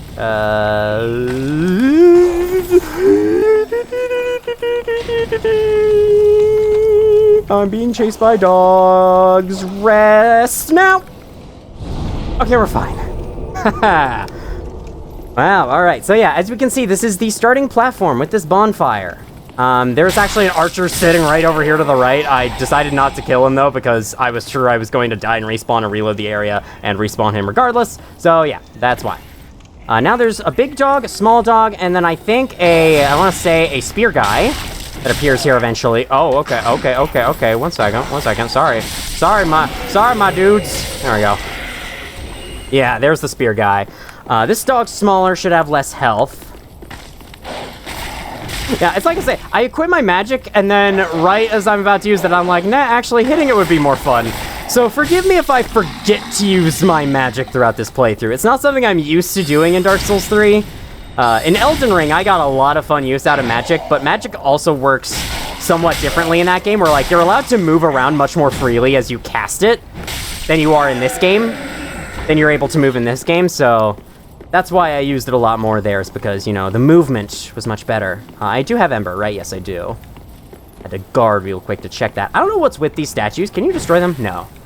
I don't know why there's so many statues. This is a very common theme in all From Software games, and I don't get it. Like, what's this petrification curse? Unique, or that's repeated in every game. Okay, you are about to transform into another one of those big black pus of men things. We definitely do not want that, so you want to kill it first, despite the archer standing right next to it. Then right here, a weapon class I've never used, the bows. Allow me to finally, I can't use it effectively, but allow me to finally equip it and show off that you can... Nope, that's not correct. There we go. You can go into a first-person aiming mode like this, and then you can shoot someone with it. Awesome. And then I can shoot you again, never mind. That somehow missed. I can shoot you while locking on. There we go. It's a lot like Legend of Zelda. And then I can switch back to the melee and just use that. Yeah, so I can't use the bow effectively right now, but hey, as I level up dexterity, could always give it a shot. No, ranged weapons aren't easy mode either. Shut up. I see you typing that comment. You stop right now. I'm sure most of you aren't. I'm just I'm just joking around. I'm just joshing you. Yeah, bows aren't easy mode either. They do very little damage, I feel, compared to melee weapons. Even though you can attack enemies far away with them, and that is good. Again, that doesn't always help you. Like, there are so many encounters in this game that using ranged weapons on might very well make them harder. They're not in easy mode. Can we shut up about this? You want an easy mode? Let me show you an easy mode. Let me show you the closest you will get to an easy mode in this game. And that's making a broken build, because I'm sure you can make plenty of broken builds in this game. Let me send the elevator back up in case I die and respawn at that bonfire. And Pam, Pam, Pam. Yep, that's my new impact sound for killing enemies. Pam. Yeah, thanks. They're so fun to kill. To wipe out all of them with a little wooden club. A little wooden bat. Alright, here we go. Large soul of deserted corpse. Run and leap and roll. Roll, roll, keep on rolling. Okay, this here's the Ring of Sacrifice. The Winged Knight is back. Oh my god. Ring of Sacrifice is actually something I'm not going to equip. If you have this ring on and you die, you will not drop your souls, but instead the ring will break. It's very handy. If you're going into a situation, you have a lot of souls, and you think, like, you know, I don't want to lose these forever, you can put on one of those rings if you fear that what's coming up might be too hard. And you might end up dying, and there's a possibility you'll lose them. That's there for you. There's a few of those you can find throughout the game. There aren't too many to make you very comfortable with, you know, wearing them and not losing your souls, but there's enough there to get you by. Ooh, new footstep sound. Here's your easy mode. So, when you are in Ember form, these summon signs will appear in various locations. There's only a few of these, and they tend to be nearby the boss of the region you're in, and that gives us a hint as to where the boss is located in this area. This guy is Lion Knight Albert. If you summon this guy in, this is an NPC that will help you. It'll basically be like a phantom partner helping you with combat, and helping you defeat the boss of the region you're currently in. With this, the game gets a lot easier. Now, these guys are not always available for every boss fight. In fact, a lot of the bosses, especially a lot of the optional challenging ones, do not have summons, at least by default. And there are some summons that only appear if you fulfill certain conditions within various side quests and other systems like that. This guy appears no matter what, though I think he might disappear if you do something very specific, but you don't need to worry about that. This guy is here for you by default otherwise. If you're playing online, you can also summon in other players online to help you with bosses. And, there'll be other players joining in to help you with the fight. Either way, it makes fighting enemies and bosses way, way easier. However, the downside is that the boss will have increased health the more summons you have. So, you know, it is balanced against you having multiple people. That said, the boss AI is only expecting to be fighting one person, so when it has multiple people, it can only lock onto one person at a time, and that makes it really easy. You can have one of the two people distract the boss while the other one hits. And I need to shut up and focus in this fight because holy shit, I am sucking this up. Okay.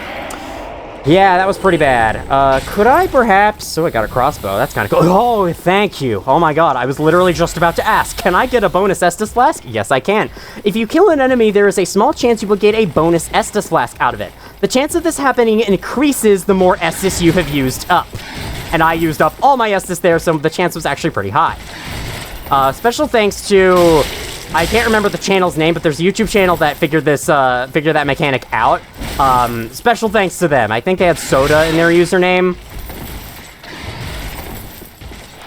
You can, like, look up, Dark Souls 3 Estus giving explained or something like that, and you'll probably find that video. I must thank them for that information. One thing you could do with Lothric Knights, if you blow aside the shield, you can actually go in for a critical hit on them. They open themselves up for that. It's pretty cool. It doesn't happen for every shielded enemy, but it does happen for those guys. Alright, now we got a guy with a sword here. This will be much more enjoyable than the... Okay, I might die. I might die. Critical hit! Screw you! Fuck you! Oh, that did only like half your health. Okay. Enemies tend to have immunity frames as they're standing back up, so I didn't go for the attack there, and that's why. Come on now. Got you. Oh my god, I am hanging on by a thread here. Holy. Oh, the Lucerne. Is that a dexterity weapon as well? It kind of is. I mean, it's a halberd. Those are big swingy boys. I don't really care. What I do care about is this. If you press this, you can, if you press the select button, you can actually have these various stats explained to you with a brief description. It's not the most helpful thing in the world. I just wanted to go over here and show this. One's mettle or will to live. I love how this game tries to describe game mechanics with fancy language like that. It's so funny. Character dies when this reaches 0. Wow, really? Okay, blue guy over there. I'd rather see what's in here first before I try to fight that guy. If I try to fight that guy. This is suspiciously open and empty. Hope that doesn't mean anything. I'm sure it doesn't. I'm sure it's okay. Ah, the wait has been long, unkindled one. I am Emma, High Priestess of Lothric Castle. Allow me to speak frankly.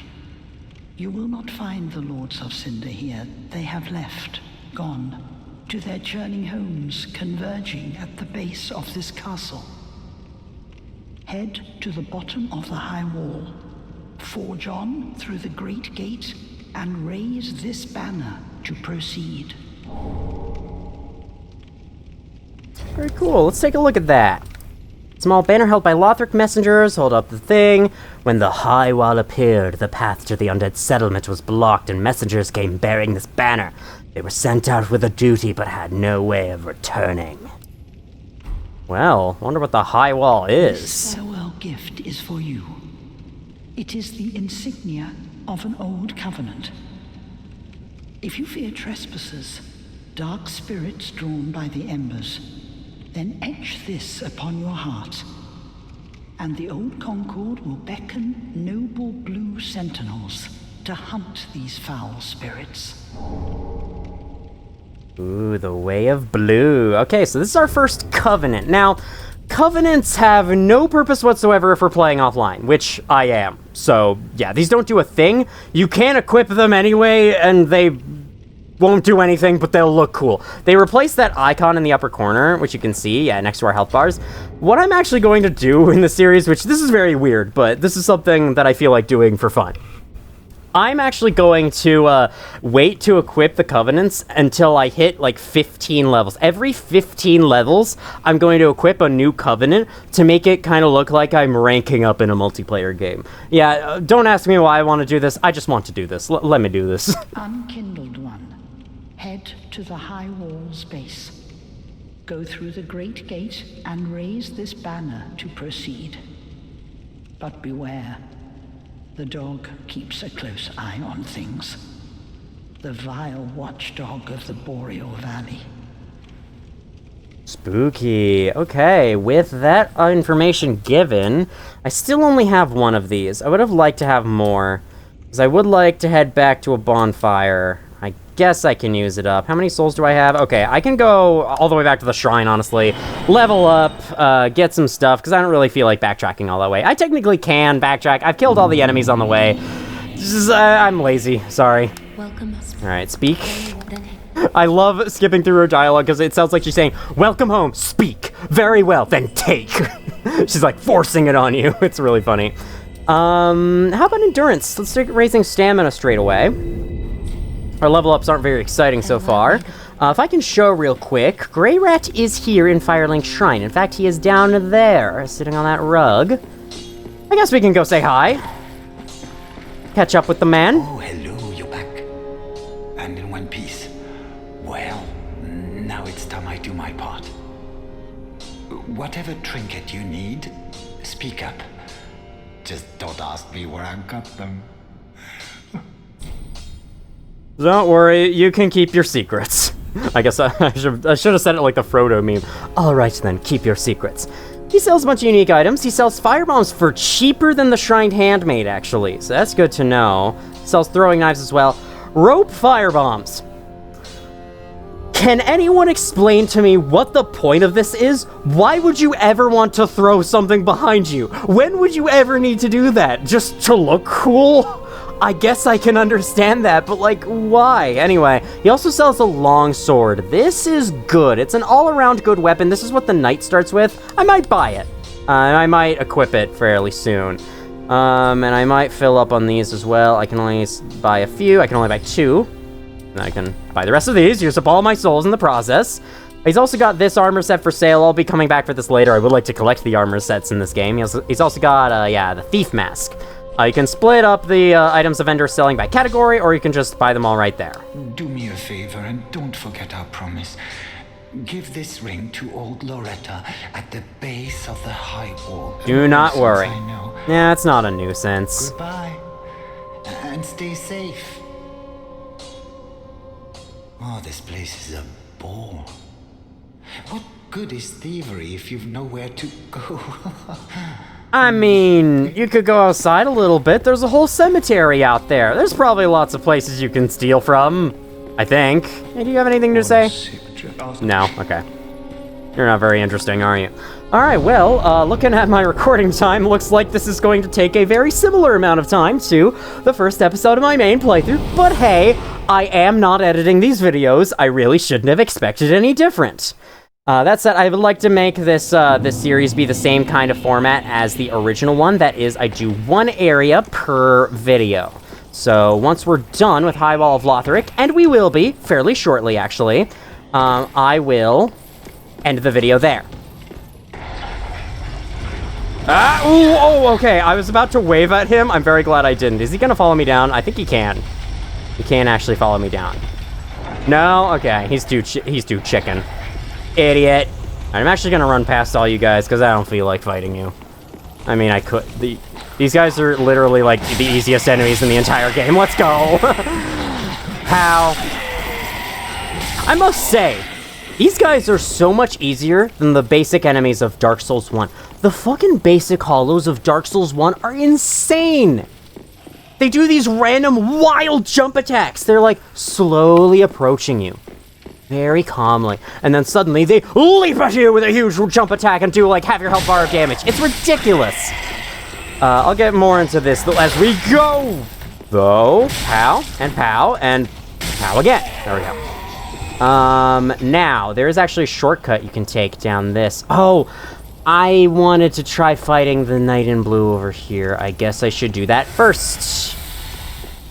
I could have Mr. Lion Knight guy join me, but I don't think I will. Okay. I don't know why you turn there. That's very strange. I think I can sneak past these guys by just staying here, staying quiet so they don't hear me.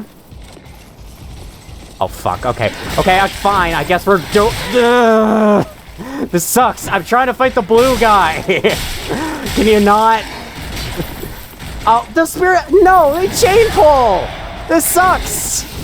This sucks. This sucks and is terrible. Maybe I shouldn't fight them after all. I don't know. I don't know what to do anymore. I wanted to fight the blue guy. Wanted to prove myself, and I just sucked that up tremendously. Okay, that's fine. That's second death of the game, pretty sure. I'll make my way back down there in a jiffy. In a jiffy lube, if you will. I don't know what that means. I'll make it back down there in a jiffy lube. Don't ask, I don't have an answer.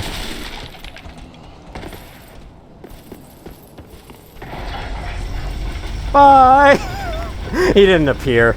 Oh, it would have been way funnier. I just realized, this was kind of unintentional, but I do look a lot like Ronnie from Elden Ring. I wasn't necessarily going for that, I just wanted to make a blue character. It's kind of like an opposite to the red hair that my last character had, so that's mainly why I went for it. Pow. Pow. I have a lot less health going into this, but I should be fine as long as I play my cards right.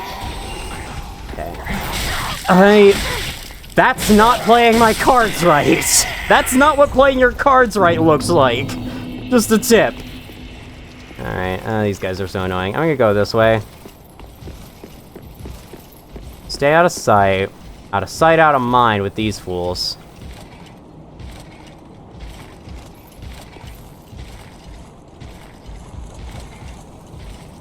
Okay, I thought for a second he saw me. They don't have very large patrol ranges, do they? Yeah, getting past... I might want to... Okay, yeah, I might want to fight this guy. I'll do that.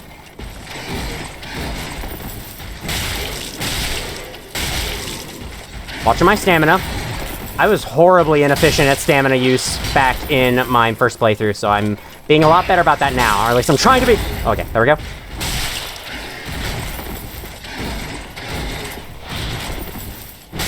Perfect, hitless. I know, I beat a Lothric Knight hitless. I'm so good. Anyway. Wait for Spearman to move along. Ooh.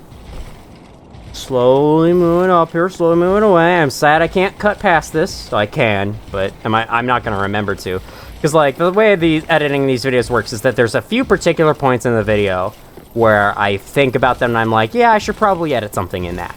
And then I go back, and then when I, like, real quick make the trims at the beginning and the end of the video to add a fade in and a fade out, I quickly go back to the other sections and I make the necessary edits, and then I move along. And once I'm done with all those, I export the video. So far, I haven't needed to do any edits like that, aside from, like, one time in Alien Isolation.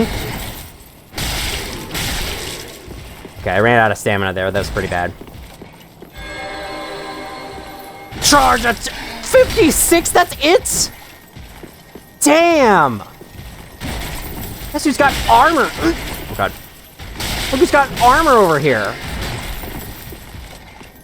You know what? Scale. I haven't used this yet. No. Shit! I've spammed beat you many times. Get away. Okay. Thank you for not attacking. Let me use this again.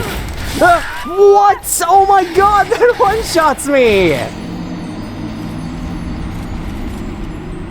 Is it worth it? Should I keep going at this guy? Oh, fuck it, this is my video. I do what I want. It's just, you know... It is getting late in real life. I need to wake up relatively early tomorrow, so maybe I shouldn't fight this guy. Maybe I should just leave the 300 souls over there and move on. I'll fight him at the beginning of next video. How's that sound? So I'm not, you know, too leveled past this point or anything. So where I need to go next... Okay, fine. You want to die? You want to die? You want to get some hits on me in the process? Well, congratulations. You succeeded at the... I got a longsword for free after I got... Okay, well... No, speaking of longsword, yes, I can use it. Let's use it then. There we go. Look at that. That's nice. Okay. I might be able to, like, infuse this with something. Maybe the raw gem? See what a raw longsword is like. As opposed to a cooked longsword. You can infuse your weapons to make them raw so that you will no longer be cooked in combat. That's my tagline. Alright, you idiots. Oh, he's drinking Estus. You could probably use the Undead Hunter charm to stop that. Alright, get your shield out of here. Come on. Yeah, the longsword attacks much faster. It definitely doesn't stagger enemies as much, though. Alright, there you go. What's its skill again? Oh yeah, it's like, it's this, and then you can do this. The knights are kind of doing that, and then this is the strong, yeah. That could be nice and helpful. I'll have to drink an Ashen Estus for that, but yeah, no items off to the side down here, are there? This is back up to where the knights are. I'd rather go anywhere else in the world right now, so... Let's go anywhere else in the world right now. So, whatever that means. Alright, into here. I love the foreboding door. Like, look at the crack in the center. Look at how it's been melted open. By what? Look at all the overgrowth as well. This is such a cool setting.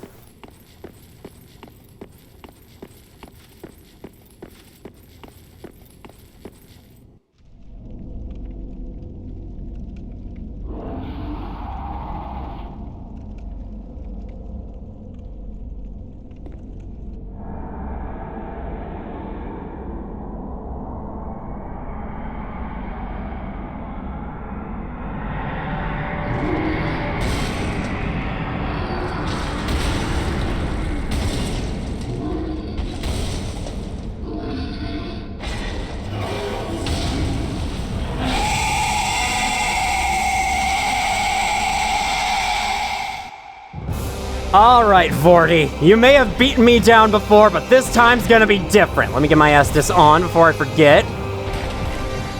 Do your worst. Is that really your worst? Okay, I actually think he's weaker to the club. Let's switch to that. Just the club swings slower, yes, but it's fine. We can handle it. As long as it does damage, you know? I guess the DPS will technically be lower, but it's fine. It's fine. It's all fine. Everything's fine. Can just roll underneath him like that. I even staggered him. Wow. Yeah. It's probably the poise break system. Again, I'd love to know how that system works, but sadly I don't. Okay, if you're just gonna do this drag attack over and over again, then sure, why not? If you get hit by him, he inflicts Frostbite, and it's the first thing in the game to do so, which is a very strange way to introduce a new mechanic. Heal. Okay, thank you for not... Oh, okay. What? Stop getting all up in my face. Okay, it's already time for phase 2. Now, do this correctly. Move to the side. Don't dodge through him like I did on my first playthrough. That's the idiot's way out. You move to the side. It's way more consistent. Okay, now, breathe fire. Get behind him. Hit his ass. Forge is a boss where even if you know nothing about Dark Souls 3, you might have heard his boss theme before. It's used in a lot of memes. It's the one that goes, oh, it just played just now. Okay. And he's gonna no follow up, cool. Great attack, buddy. Congratulations. Okay, nothing, cool. And there was a follow-up in the weirdest direction I've ever seen. Stagger. Okay, I think he's charging again. He is. That's fine. After this, he should breathe ice. Okay, only charged twice that time. And now let me charge attack his ass. Oh, 1, 2, 3. Slaughter me straight. I did not even mean to reference that game's name out of nowhere, but there we go. Beat Vort first try. Yeah, I have no idea what I was doing in my original playthrough. I don't know why I died to him so many times. Well, that's that. It gave me 3,000 souls. This very convenient bonfire that I will definitely take. Should I go fight the Blue Knight? No, I said beginning of next time, and I am sticking to my word there. The doors then mysteriously creak open, and we get a beautiful view of the world ahead. Like, oh my god, this looks awesome. The message back there says to hold up the banner, which we can do, but I'm not going to do it yet. Oh man, look. You can see almost every important location in the game from here, and it's awesome. This view is one of the coolest in the game. You know what? And just real quick. Sorry to extend this video even further, but oh, that doesn't turn off the... Okay. We'll turn that back to auto then. I just want to know, maybe if I gesture, like if I sit down, it'll make the prompt disappear. I'm trying to make that interaction prompt disappear. Yes, okay. There we go, so I can take a screenshot. That's all I wanted to do. Now, let's get back to Firelink Shrine and end the video. I got a lot of souls, I got a lot of stuff to do. Let me just say... no, I don't need to read the message. If you were dying to know what the contents of the message are, you better watch the next video because then I'll actually read it. This is how I get people interested, right? You know, they'll definitely have watched to an hour and 44 minutes. I mean, if you have watched this far, I thank you very much for that. It's good to know that you like my content enough to consider watching it. I have actually gotten a new viewer on this channel, not on my main channel. What's up, new viewer? How's it going if you're watching this? Okay, 84 defense. I had 73 not long ago, but I guess that's what leveling up does. Leveling up will increase your defenses overall, across the board. I think I do want to dabble in strength a little bit. There are some weapons that require strength to use as a baseline, even if you need other stats to make them work better. And just so you know, luck increases the chance of items dropping from enemies. And vitality increases your equip load, which lets you equip more stuff. I would like to start boosting that, because, you know, there's going to be some heavy armors in this game I would like to wear. There's an item you can find to boost equip load without leveling up that thing, but, you know. Farewell, may Well, may the flames guide thee. I'd still like to at least get my natural equip load boosted a bit. Okay, so with that, there's one thing I can do. I can go talk to Andre and get my Estes flask reinforced with him. Just wasn't he? What needs smithing this day? Reinforced Estes flask, thank you. So that'll increase the number of uses. We'll keep it in the health flask because, yeah, I was definitely feeling the pinch from only having 3 Estes flasks. Estes flask charges in that last area, so yeah, I will definitely take a 4th charge. Now you, I think, sell something new with Vort's defeat, am I right? No, I'm thinking of something else. We did get Vort's soul, and I think that is an important enough item to read the description of, so let me do that. One of the twisted souls steeps in strength, used to require many souls or transpose. However we do that. Vort served as an outrider knight, never far from the fleeting dancer. This will usually tell you about the boss you just killed. In this case, it doesn't tell you very much, but later on, we'll definitely be seeing a lot more information from these things. Alright, so that shall be the first episode of my new Dark Souls 3 playthrough on Omen C2, and it is pretty much, this video is pretty much just as long as my original playthrough's first episode was, so I think this is going along pretty well so far. Next time on Dark Souls 3, we raise the banner at the end of the bridge, see what happens. We travel down to the rest of Lothric, because we can't do anything up in the high wall, so we may as well check other places first. And then I think that area is really where the game starts picking up in terms of items and, get it? Picking up because you pick up the items? Anyway, that's where the game really starts to get varied in all the items and stuff you can equip, so look forward to that. Even though the area itself, well, I'll have to play through it again to decide my opinions. Anyway, thank you all for watching, if you did, and as always, where's the wave? I need that in my first slot. Where's the frickin' wave? There it is. As always, I will see you all in the future.